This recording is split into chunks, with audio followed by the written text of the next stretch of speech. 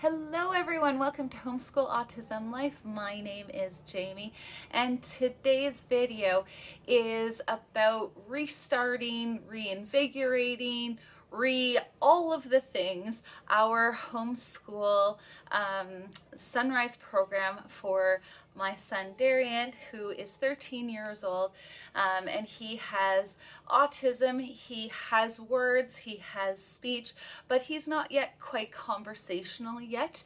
And so I thought that I would share a little bit about how our sunrise program has been going, and then a couple of games that I thought, because his style in the playroom has changed from some of the beginning videos, which I will leave linked down below, but some of the things that we used to do have changed as he has gotten older and more into the he's going to be 14 next month, and it's impossible to believe almost.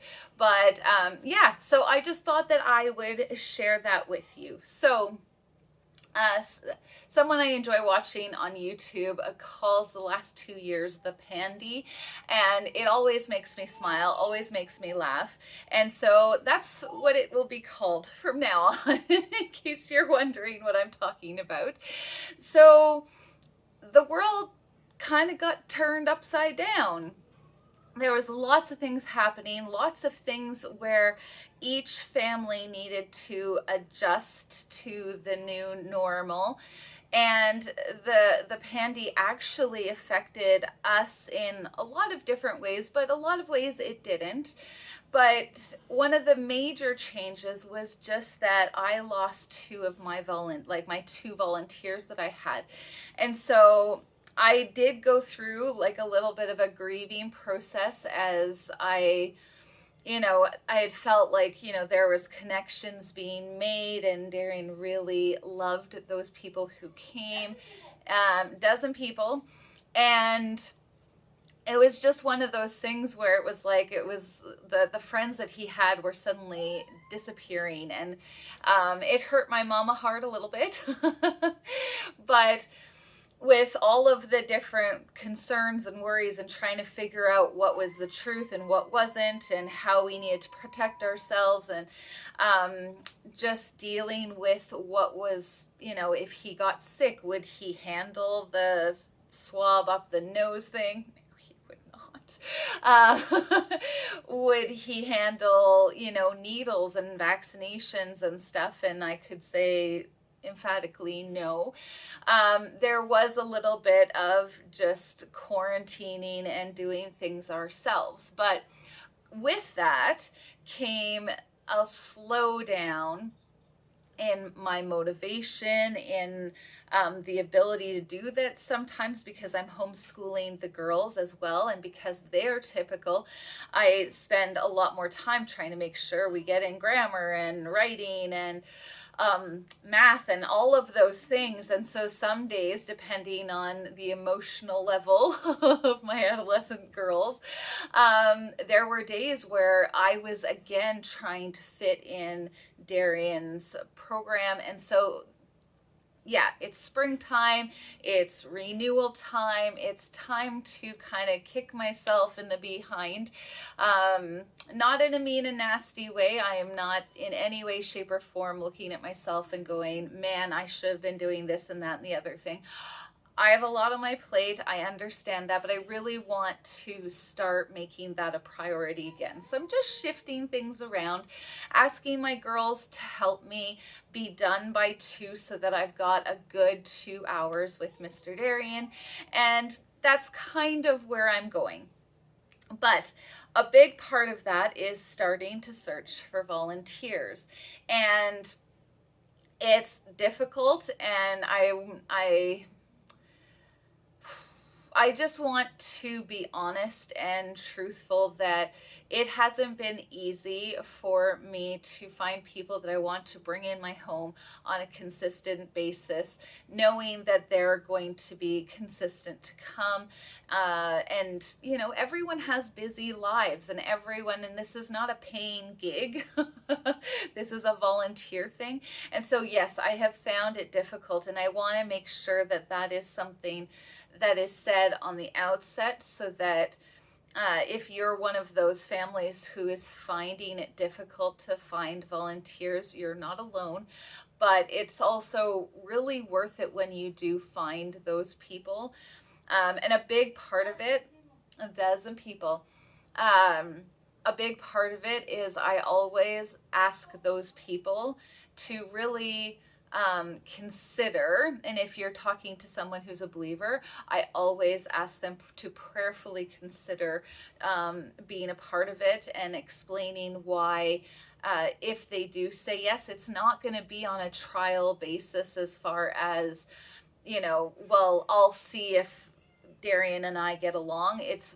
There is a certain amount of that. I think you know what I mean.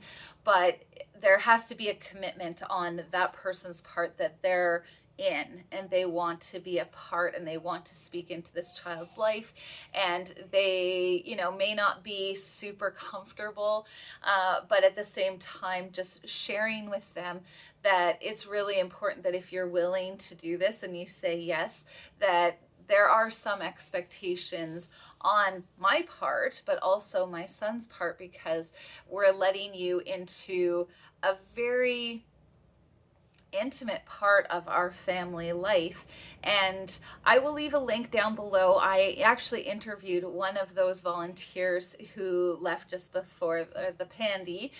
And I just wanted to make sure that, it's if you're a Sunrise Program mama or father going out and trying to find somebody to volunteer, it's really nice to have those, what's going on in their brains when you talk, and just have that in the back of your mind so that you can do the reassuring and making sure that they feel comfortable.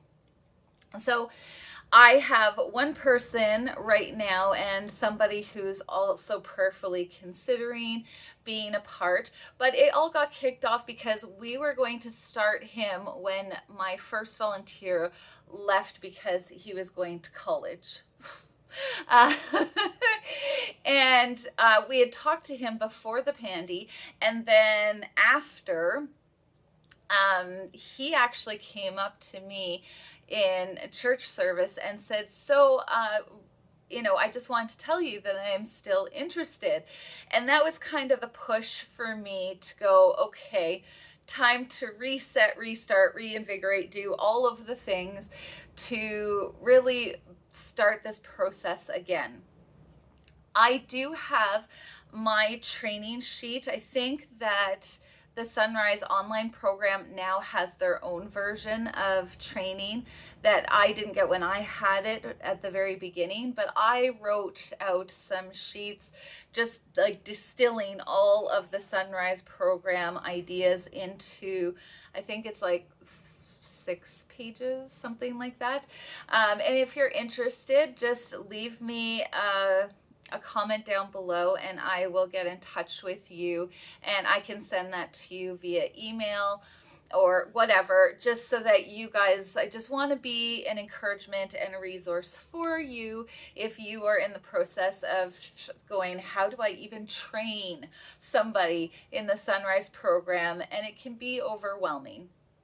So let's get to the games that my son is interested in. So early on, and you'll see if you watch the other videos I link, he was very much a physical player. He wanted to run, he wanted to bounce on a ball, and he wanted to play tornado, and like there was a lot that he really wanted to do that required a physical cost to my body. And I am so thankful to say that he has gotten out of it. So 10, 11, 12-year-old boy who is a big, strong, strapping boy was getting really hard on my back for certain. But he has really developed and changed, and I started introducing games like tic-tac-toe so that we could learn the skills of taking turns, which is a skill you need for conversation. So that was wonderful that he's kind of, been able to go, okay, well, let's read stories, which he was never interested in before.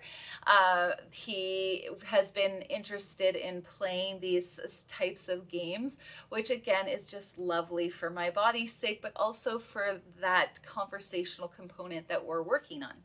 So one of the things that I got, and I just picked this up from our Goodwill store, is some Dominoes. And I got some from the dollar store, but they were a little bit too cheap and thin. And so what we do with this is we haven't played actual domino game yet, but because they're nice and thick and strong, we build up the, what do you call it? If you've ever watched Big Bang Theory, Sheldon does this on an episode with Amy Farrah Fowler, and they build this thing, and then she doesn't let him knock it over, and then the whole thing, like there's the pattern falls over. I forget what that's called, but essentially that's what he enjoys doing. Right now, I am the soul builder, and he is the soul knock it all down. But I'm hoping that as we get along, not only will he start building that, but then that he will also begin to play this game with me. And apparently with Dominoes, there's like 20 different games that you can play. And so this one I'm really excited about because I think that it has the potential to do a bunch of different things. So another game we are doing with him, we just finished the Ocean Studies unit for Gather Round Homeschool for my son's education. It took us from September all the way to middle of March. The reason why was because in December we had his dentist appointment, and yeah, I'll leave it linked down below. But it was a whole thing, and Mommy was exhausted and laid flat, and Darian needed not to be pushed at all. And so homeschool didn't really happen in the month of December. It happened at the very beginning and then nothing until January. So we're going to continue space, I think, throughout the summer because, again, I know my son's routines. If they get stopped, then he goes, okay, I don't need to do that anymore. Yay! And then we end up having huge, a huge a huge block of time where I'm having to really force it and go, yes, this is the new thing. And again, if you're a Sunrise Program family, you're wondering, why am I pushing the school thing? Well, where I live, if I'm homeschooling my son, I need to have paper to prove that I'm actually homeschooling him. So the Sunrise Program is good, but it can't be the sole thing that I'm doing for school according to the government where I live. And I'm okay with that for a couple of reasons, partly because I do think that it's good for him to be stretched a little bit. And if I'm doing it in a Sunrise way, trying to find ways to make it enjoyable and fun, then it's okay to go, well, we have to finish what we started. And it's really good. It's been really good. So getting back to so we are doing the space program, or the Space Gather Round unit, is what we've started. And so I got this game. I'm trying to remember. I will see if I can link it down below because I don't remember exactly where I got it off the top of my head.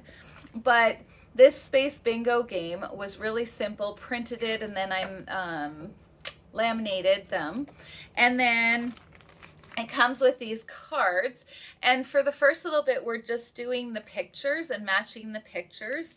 And instead of getting something rather boring just tokens or something that I could put on, instead I am using his money game that I will link down below as well. This is going to be full of links depending on what you're interested in, but I thought that I could use the money as a matching game as well. So the first thing that we do is he sorts all of the money into the little containers that I've got with 5 cents, 10 cents, 25 cents, $1, and toonies.